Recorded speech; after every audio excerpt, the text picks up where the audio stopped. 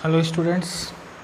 तो आज मैं फिर से मोहित चौबे अपने यूट्यूब चैनल पे फिर से एक बार आप लोगों को क्लास 11th की मैथमेटिक्स को लेकर आया हूँ। अभी प्रीवियस लेक्चर में हम लोग डिस्कस किए थे जो है सेट्स के बारे में। आज हम उसी सेट्स को आगे बढ़ाएंगे और सेट्स में ये देखेंगे कि जो हमारे एनसीईआरटी के क्वेश्चंस हैं उसमें किस तरीके के क्वेश्चंस हैं। सेट की डिफिनीशन को एक बार रिकॉल करेंगे हम लोग स्टूडेंट्स। और पिक्चर क्वालिटी होप कि सबसे अच्छा आ रहा होगा, ठीक ठाक। तो हमें लग रहा है कि ठीक है पिक्चर क्वालिटी अभी। तो आइए शुरू करते हैं।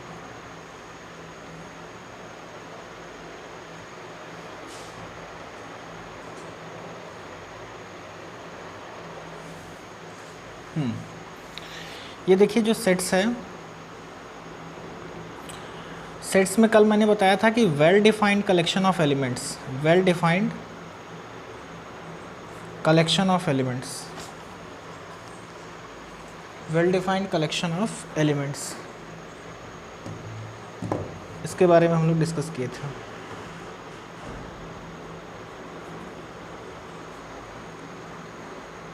Is called set.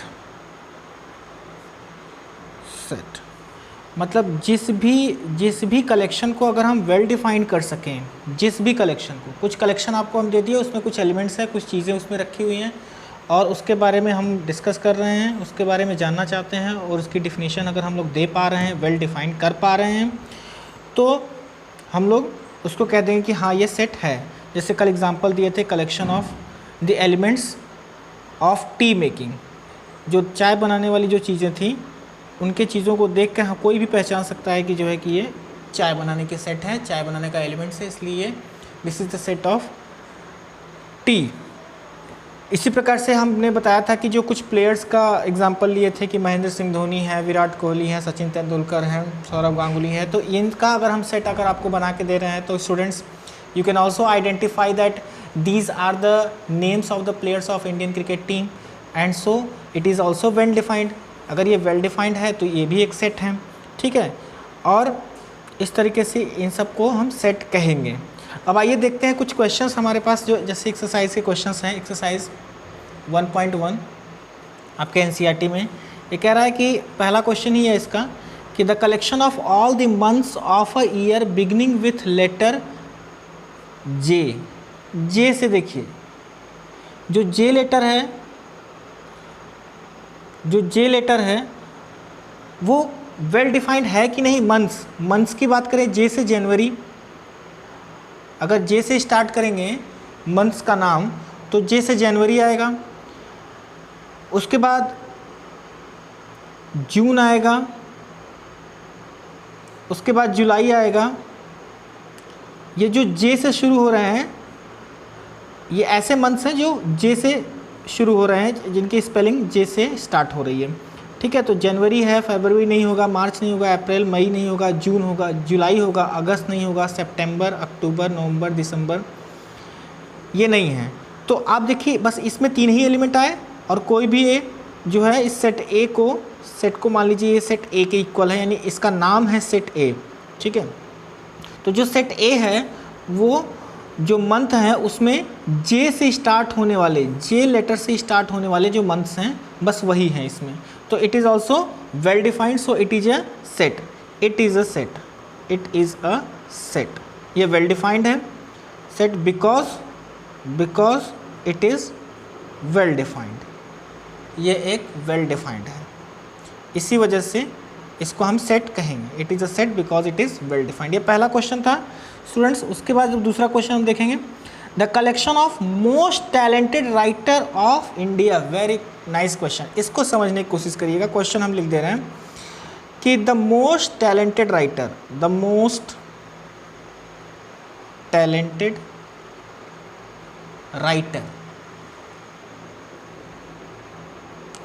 Writer in India. ये कैसा क्वेश्चन है और ये कैसा सेट है? ये क्या सेट हो सकता है? आप पहले इसको पहचानने की कोशिश करें।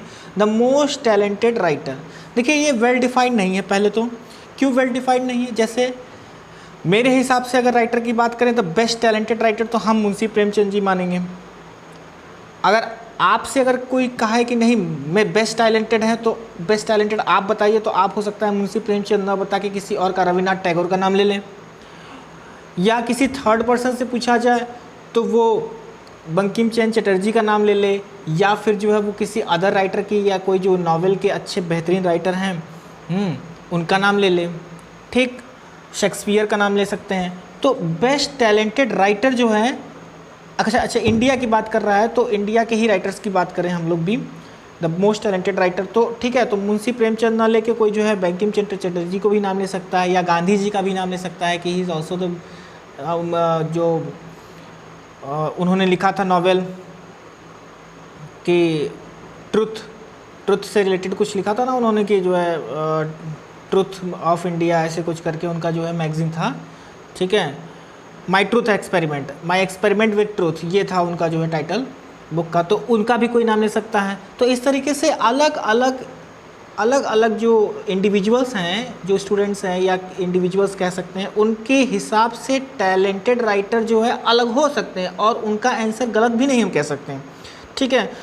तो टैलेंटेड राइटर की अगर हम बात करें तो वो वेल डिफाइंड नहीं है, ठीक है, क्योंकि उसमें अलग अलग आंसर्स आ रहे हैं, वो कोई एक समान उत्तर नहीं है किसी का, ठीक है, वो वेल डिफाइंड नहीं हो पा रहा है। जिसको वेल डिफाइंड हम कर सकें बस वही सेट है। तो यहाँ पे इस क्वेश्चन में हम बात करें तो ये this question do not have the well defined answer, this question do not have the well defined answer, so it is not a set, ठीक है। तो this is not a set, this is not a set because the elements are not well defined। ये जो है well defined, इनके elements ही well defined नहीं है, ठीक है। तो इस हिसाब से ये जो है सेट नहीं होगा। तो दोनों क्वेश्चन होप स्टूडेंट समझ में आ गया होगा आप लोगों को कि एक सेट है जो जनवरी जून जुलाई, जिसके मंथ जे से स्टार्ट हो रहा है, ये वेल डिफाइंड है, कोई भी बता सकता है। किसी से भी पूछेंगे कि जे से स्टार्ट होने वाले कौन कौन से मंथ हैं, तो वो पहले क्वेश्चन का आंसर में तुरंत आपको बता देगा कि जनवरी है, जून है, जुलाई है। तो ये तीनों ही आंसर सही है, जो कॉमन आंसर है सबके लिए, और यही आंसर सब लोग बताएंगे क्योंकि ये वेल डिफाइंड है इसके एलिमेंट। लेकिन दूसरे क्वेश्चन में क्या कह रहा है कि the most talented writer in India या the most talented Indian writers, तो उनकी बात करें तो वो उसके आंसर्स आपके जो है डिफरेंट हो जाएंगे, अलग अलग ओपिनियन होगा, अलग अलग व्यूज़ होंगे टैलेंट राइटर्स के नाम पे, इसलिए जो है ये वेल डिफाइंड नहीं हो पा रहा है। तो इसके एलिमेंट्स वेल डिफाइंड नहीं है। एलिमेंट्स का मतलब जैसे हमारे एलिमेंट्स में जैसे कि हमने बताया कि मुंशी प्रेमचंद जी, कोई गोस्वामी तुलसीदास जी को कह सकता है कि ये बेस्ट राइटर हैं, हाँ। तो इस तरीके से जो है कोई कह सकता है, दूसरे किसी थर्ड पर्सन के नाम ले सकता है, लेकिन जो है वो सब गलत नहीं माने जाएंगे, लेकिन डिफाइंड नहीं है, वो वेल डिफाइंड नहीं है, इसलिए वो मोस्ट टैलेंटेड अलग अलग ओपिनियन के हिसाब से ये जजमेंट आता है और ये वेल डिफाइंड नहीं हो पाता है, इसीलिए हम इसको सेट नहीं कहते हैं। This is not accepted as a set, ठीक है। उसके बाद तीसरा क्वेश्चन है the team of 11 best cricket batsman of the world. देखिए तीसरा क्वेश्चन आपको बताना है कि ये सेट है कि नहीं। The team of best 11 best batsman 11 best batsman, ठीक है, 11 best batsman in the world. अब देखिए यहाँ पर भी ये ऐसे क्वेश्चन है बेस्ट बैट्समैन। अब बेस्ट बैट्समैन कोई कहेगा रिकी पॉन्टिंग, तो कोई का नहीं सचिन तेंदुलकर। किसकी बात सही माने, किसकी बात गलत माने? कोई कहेगा नहीं विराट कोहली, कोई कहेगा नहीं महेंद्र सिंह धोनी, या कोई कह देगा कि कोई और प्लेयर, किसी और इंग्लैंड का कोई प्लेयर, समझ नाम नहीं याद आ रहे हैं, ठीक है, तो उनके नाम ले सकता है। तो इस तरीके से वो जो है माइकल क्लार्क का नाम ले ले, तो इस तरीके से जो है ये वेरी कर रहे हैं, इनके आंसर्स वेरी कर रहे हैं। ये 11 अगर सेलेक्ट किया जाएगा तो हो सकता है कि किसी यक्ष से अगर पूछा जाए कि 11 बेस्ट बैट्समैन आप बताइए कौन कौन से हैं वर्ल्ड के, तो हो सकता है वो रिकी पॉन्टिंग का नाम न ले और हम रिकी पॉन्टिंग का नाम ले लें, या हम सचिन तेंदुलकर नाम लें और अगला सचिन तेंदुलकर का नाम न ले इन 11 बेस्ट क्रिकेट बैट्समैन में। तो ये डिफरेंट सबके आंसर्स हो जा रहे हैं यहाँ पे, जो कि गलत भी नहीं है और हम उसको सही नहीं मान रहे हैं। तो एक्चुअली उसको क्या कह देंगे हम फाइनली कि this is not a set because elements are not well defined. This is not a set, this is not a set, not a set because elements are not well defined, elements are not well defined, elements इसके well defined नहीं है, इस वजह से फिर से हम इसको एक बार सेट नहीं मान रहे हैं। ठीक है, ये भी जो है सेट नहीं है। अब इसके आगे का क्वेश्चन देखिए क्या है कि किसी स्टूडेंट से पूछा जा रहा है कि the collection of all the boys in your class, the collection of all the collection of all boys in your class, आपके क्लास में सारे बॉयज़ का कलेक्शन, क्या ये सेट हो सकता है? डेफिनेटली ये है सेट, क्योंकि कोई भी स्टूडेंट अपने क्लास में जाके सारे बॉयज़ को काउंट कर लेगा और वो बता देगा कि कितने बॉयज़ हैं और कौन कौन बॉयज़ हैं, सारे नाम गिनवा सकता है और उनकी अकाउंटेबिलिटी दे सकता है, यानी कि उनके नंबर्स भी बता सकता है कि कितने बॉयज़ हैं, और वो फिक्स होंगे सबके, किसी को भी भेज दीजिए आप, तो उसका जो एक्स का आंसर होगा वही वाई का आंसर होगा, वही जेड का आंसर होगा। ठीक है, तो किसी से भी आप अगर काउंटिंग कराते हैं किसी क्लास में कि बॉयज़ कितने हैं, ठीक है, और बॉयज़ कौन कौन से हैं, तो आंसर सबके सेम आएंगे। ठीक है, क्योंकि वो वेल डिफाइंड होगा क्लास, और क्लास के बॉयज़ भी वेल डिफाइंड है, so it is a set. Answer इसका क्या हो जाएगा? It is a set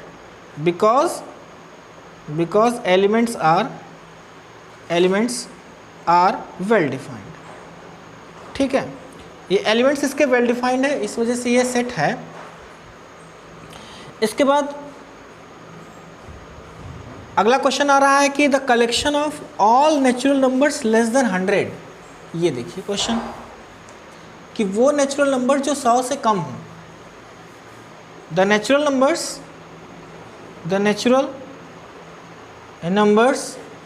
less than 100, 100 से कम कौन कौन से नेचुरल नंबर हो सकते हैं? 1 से लेके 99 तक नेचुरल नंबर्स हैं और कोई भी काउंट कर सकता है इसको। ठीक है, ये वेल डिफाइंड है, इसका आंसर सबके लिए समान होगा, सबके लिए सेम होगा, तो ये सेट है और जो है इसको हम लोग सेट बोलेंगे। This is a set.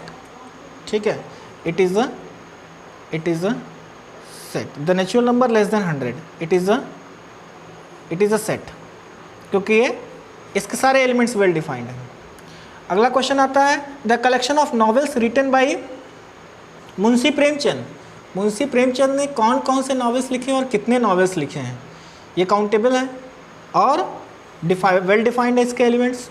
ठीक है, कोई भी बता सकता है कौन कौन से हैं। ठीक, तो अगला क्वेश्चन है इसका, ये क्वेश्चन नंबर 6 है, ये 5th था। 6th क्वेश्चन है कि the collection of novels written by Munshi Premchand. Munshi Premchand ने जो नॉवेल्स लिखे हैं वो वेल डिफाइंड है और उनके नंबर्स वेल डिफाइंड है। वो सेट बनाएगा, 2, 4, 10, 20 जो भी लिखे होंगे वो ना, सब लोग जानते हैं कि ये वेल डिफाइंड होगा। ये तो ये जो है वेल डिफाइंड है, it is a set. Set को हम लोग करली ब्रैकेट से रिप्रेजेंट करते हैं, इसमें एक्स वाई जेड कोई भी एलिमेंट हो सकता है। ये एग्जाम्पल है, ये मुंशी प्रेमचंद जी ने एक्स वाई जेड जो भी लिखा होगा, it is a set, it is a set. ये जो है सेट है। सेट को करली ब्रैकेट में हम लोग रिप्रेजेंट करते हैं, कल के क्लास में मैंने बताया था। ठीक है। Set of all even integers, अगर हम इवन इंटीजर्स का, ऑल इवन इंटीजर्स का अगर हम बनाएं सेट, तो कोई भी वो देख के पहचान सकता है वो वेल डिफाइंड है और बता सकता है कि ये वेल डिफाइंड है और ये ऑल इवन पॉजिटिव इंटीजर्स या ऑल इवन इंटीजर्स के ही एग्जांपल्स हैं। जैसे क्वेश्चन है ये, collection of all even integers, तो क्या ये वेल डिफाइंड है? इसको लिखने की कोशिश करते हैं। जैसे +-2 इंटीजर है और इवन है, +-4, +-6, +-8 एंड सो ऑन, ये क्या है? इवन इंटीजर्स हैं, ये सेट ए है। देखिए याद रखिएगा स्टूडेंट्स कि जो सेट होता है वो दो प्रकार के सेट होते हैं, एक काउंटेबल, एक अनकाउंटेबल। ठीक है, आपके सेट वेल डिफाइंड हो वेल डिफाइंड तो होंगे ही होंगे, और ये कोई ज़रूरी नहीं कि वो काउंटेबल हो या अनकाउंटेबल हो।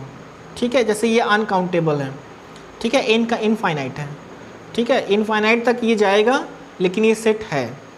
ठीक, नेचुरल नंबर क्या ये सेट है? नेचुरल नंबर का सेट भी सेट है, even it goes up to infinite but it is a natural number is also a set.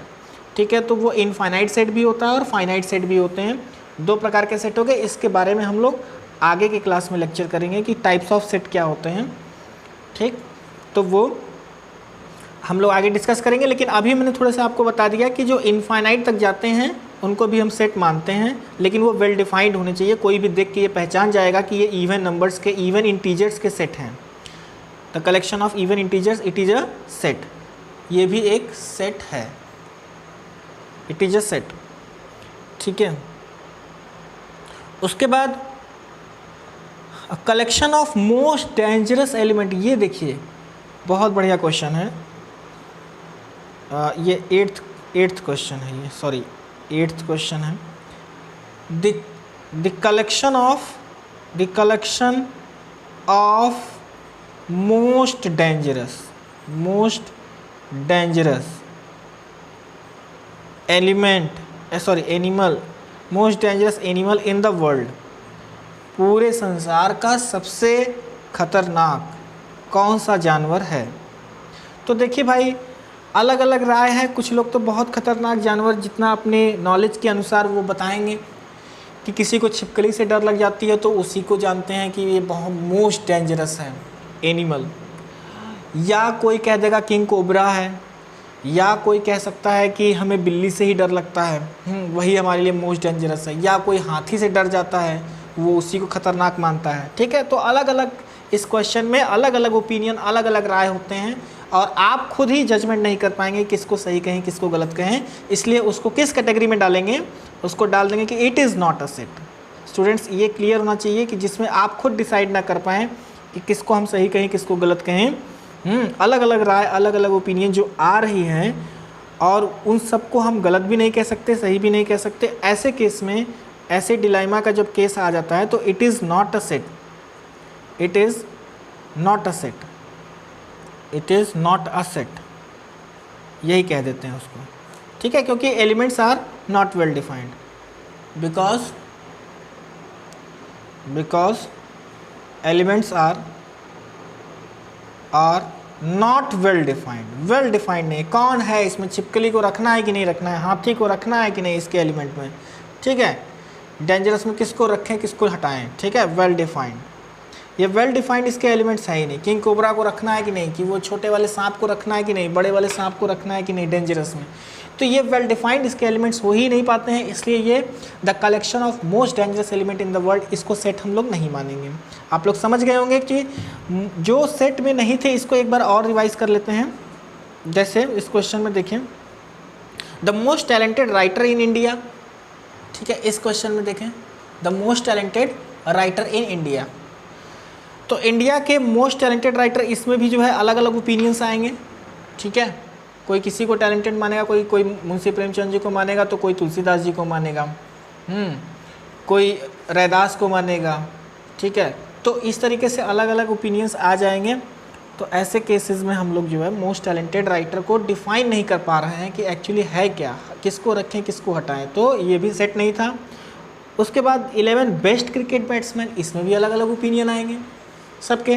तो आप लोग देख सकते हैं जो वेरिंग ओपिनियन होते हैं तो उसमें जो है आप लोग उसको सेट नहीं मानेंगे, उसको सेट की कैटेगरी से हटा दिया जाता है। Best batsman in the world, इनको भी हम लोग जो है नहीं रखेंगे। ये 2 क्वेश्चन, और तीसरा क्वेश्चन था कि इसमें कौन सेट नहीं है, the collection of most dangerous animal in the world.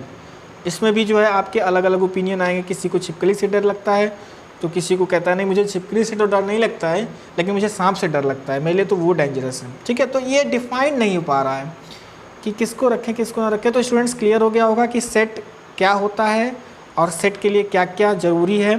तो सबसे ज़्यादा ज़रूरी क्या था कि वो जो है उसके एलिमेंट्स हमारे वेल डिफाइंड होने चाहिए। तो उम्मीद करते हैं कि जो है आप लोगों को समझ में आ गया होगा।